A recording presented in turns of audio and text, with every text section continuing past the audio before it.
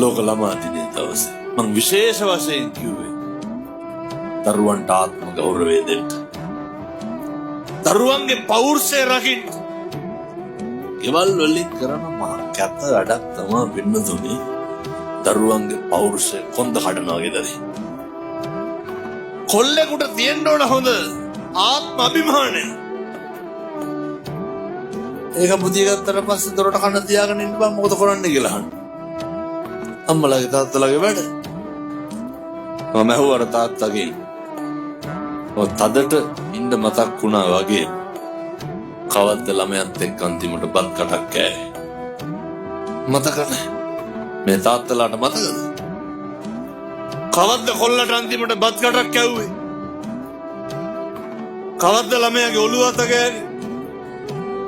එතකොට කියනවා මේ එහෙම බුරුලට ඉඳලා බෑ. වෙන්න මොකද වෙන්නේ? ළමයි බුදුහාමුදුරු උගන්වන්නේ මොකද්ද?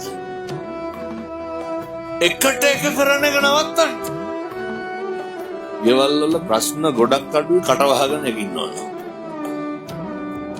එකක් කිව්වොත් අනිත් පැත්තෙන් 60ක් විතර කියන්නේ නැද්ද අපේ ගෙවල් වල? කොහෙද සමතය? කොහෙද මෛත්‍රිය? එකට එක කියන එක නවත්තන්න උරුදු වෙන්න. එකට එක කරන එක නවත්තන්න. මම හවර තාත්තගෙන් කවද්ද අන්තිමට කොල්ල අරගෙන මගේ පුතේ කියලා තුරුල් කරගත්තා. එක දවසක්වත් නැහැ. අර බෙදාගෙන ඉන්නව නේද ගෙවල් වල? මේ තාත්තා සරට ඉන්නව අම්මා බුරුලට ඉන්නව. අනේ කවුද ඔය කියන්නේ? හදාගත්ත මනස්ගත වෙන්නේ දරුවෝ ඈත් වෙන එක විතරයි. මම අපේ තාත්තලාට කියනවා ඇත්තොන්ගේ අර බජාර් භාෂාවෙන් කියන්නේ ආතල්. ඇත්තන්ගේ ආතල් හින්දා දරුවෝ නැති කරන්න එපා. ඒ මොකද්ද? දරුවොත් එක්ක බත් කටක් කාලා බුදිය ගන්න තියෙන වෙලාව කොහෙවත් යන්නේ උන් එක්ක බොණ්ඩ දා ගන්න එපා.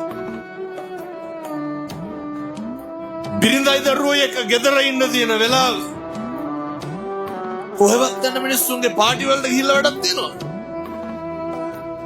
ඒක බිරිඳයි දරුවෝ එක්ක ඉන්න නිදා ගන්න බත් ටික කන්න වැළඳ ගන්න තුරුල් කර ගන්න තියෙන වෙලාව හම්බ කරන්නම යට කරන්න එපා. මේව නම් පුරුදු වෙන්න වෙනවා පින්නතුනේ. මේවා පුරුදු වෙන්නේ නැතුව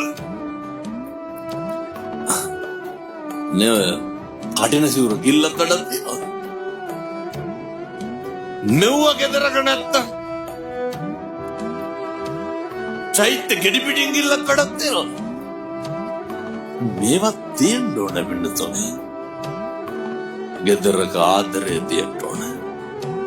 ගෙදරක ව්‍යාපාදේ නැති කරන්න පළමු තැන ගෙදර වෙන්න ඕන. වෛරය, ක්‍රෝධය, ද්වේෂය පටන් ගන්නේ ගෙදරින්. ඒක එතනින් නැති කරන්න පුරුදු වෙන්න ඕන. ඒ නිසා කාලෙකින් හම්බෙච්ච මනුෂ්‍යාත්භාවය තුරු කුලප්පුව නවත්ත ගන්න. හරි නියතමානී වෙන්න.